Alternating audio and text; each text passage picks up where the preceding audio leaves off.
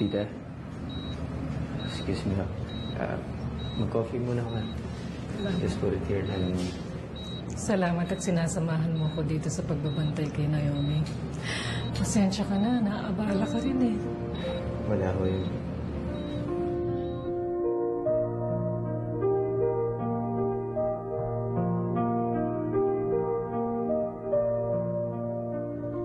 Pilit kitang iintindihin, Giselle. Alam ko na magulo ang takbo ng buhay mo ngayon. Lalayo ako para sa katahimikan mo. Para sa kabutihan mo rin to, Calvin. Mas pipiliin ko pang lumayo kaysa tuluyang masira ang buhay mo ng dahil sa akin.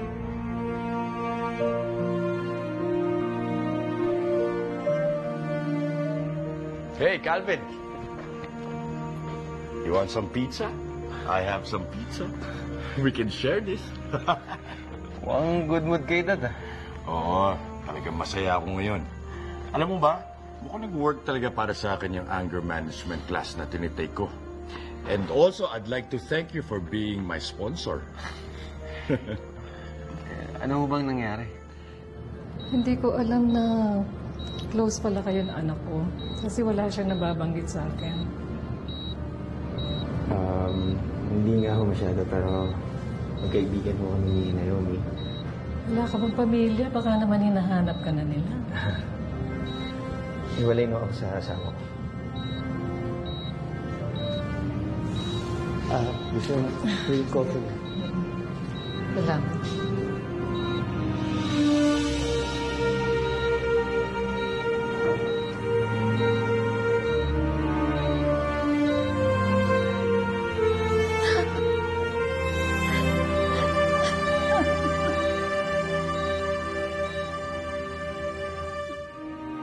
Well, ganito kasi nagpunta ako sa tita Natalia mo para ibigay yung regalo ko para sa kanya.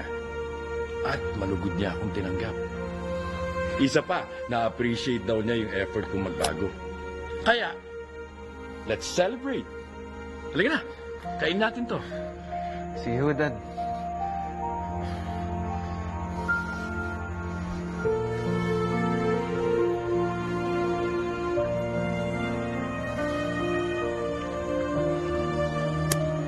Sad.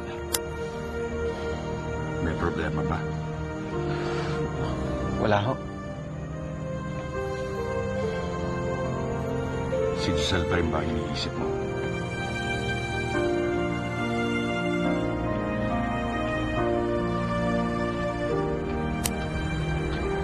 Giselle?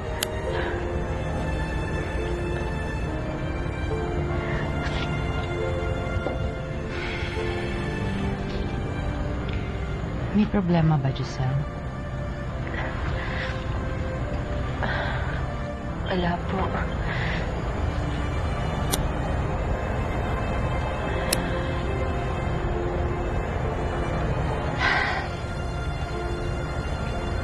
Ayoko nakikita kitang laging umiiyak. Para sa akin, tanda ng isang talunan ang laging umiiyak. Salamat at nagising ka din. Ako hindi ka nagising.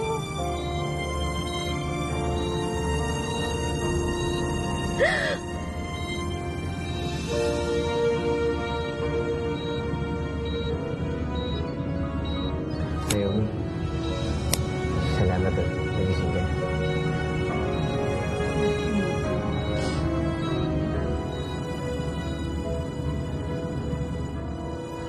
Calvin, siguro naman naiintindihan mo kung bakit kailangan mong layuan si Giselle.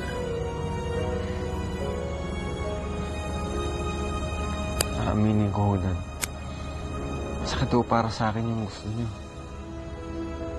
Nahihirapan ho ako. Pero nakapag-desisyon na ho kami ni Giselle. Hindi na ho kami magkikita. Tapos na ang mga araw ng talunan ni Giselle.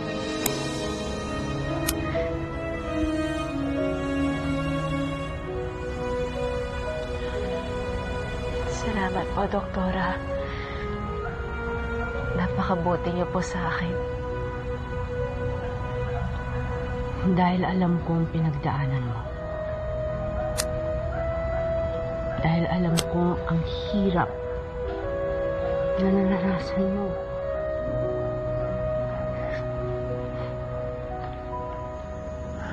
Ganun talaga, Calvin. Kung minsan kailangan meron kang isakripisyo. Kailangan kung kailan ka pumili. Kung kailan ka magdesisyon. Hindi lang naman si Giselle ang magiging babae sa buhay mo. Marami pang iba. Alam mo ba kung anong importante sa akin ngayon? Ang mabuo ulit ang pamilya natin. Kaya tulungan mo ko. Mabalik ang tita Natalia mo sa akin.